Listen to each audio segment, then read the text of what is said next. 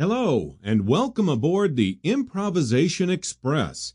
Know how to improvise and think fast on your feet by Matthew Dickinson and presented with narration from Knowit Express. Section 1. Stage Curtain Opens. Perform like a pro. Do you like James Bond? Or how about Indiana Jones? Katniss Everdeen? What about any other favorite action hero of yours? Wouldn't it be awesome to be able to handle tough situations like they do? They always seem to devise something fast during the last second to get out of danger, even if they take a few blows in the process. Nothing can bring them down, and that's why we're so attracted to them. We all want to be that person who walks unconcernedly away from an exploding building, shades on, a swagger in your stride, and an untouchable look on your face. How cool would it be to be like that? Well, now you can. Sort of. We can't help you be an iconic action hero, but we can help you get that confident attitude in your conversational skills. What we're really asking is, do you want to be a good conversationalist, a good interviewee, someone who's interesting to talk to? Do you want to thrive better in social situations? You can, by improvising. What do we mean by improvising? We mean being quick-witted, light on your feet in a verbal sense.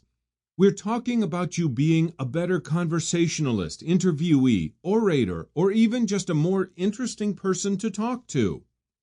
In order to be the most interesting person you can be, you start with being skilled at handling any kind of dialogue.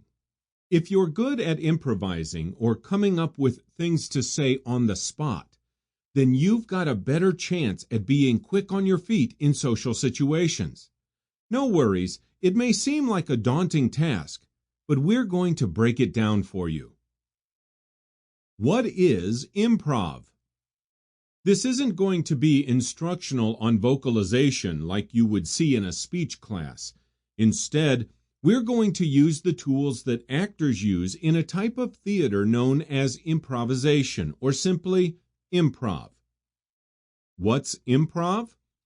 Improv is a popular global form of theatrical entertainment. Its performance is usually comedic, though not always, and is based entirely on creating characters and situations on the spot without a script. If you've ever seen an episode of Whose Line, you know exactly what we're talking about. But how does that help me, you might ask? Well, improv involves exercises and certain rules that can help you be better in any social situation. Basically, they help you stay focused and alert on your feet.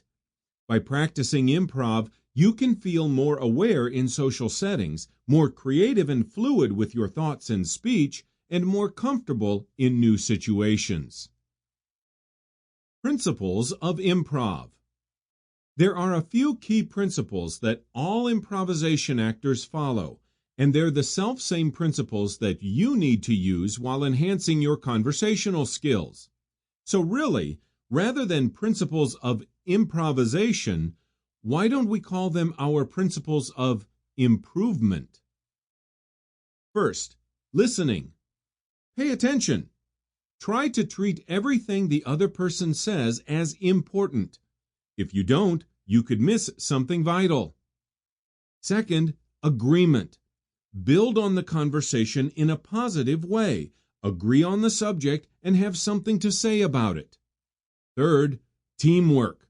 Improvisation and conversation both require effort from both parties involved, so work together to make it an enjoyable occasion. Next, don't block. Most people try to plan out how a conversation is going to go, devising an answer for everything they think will come up. Don't do that. Live in the moment. Next is relationship. Be aware of who you are in respect to who the other person is. If you need to address them as a superior, do so. If you can address them as a friend, Sample complete. Ready to continue?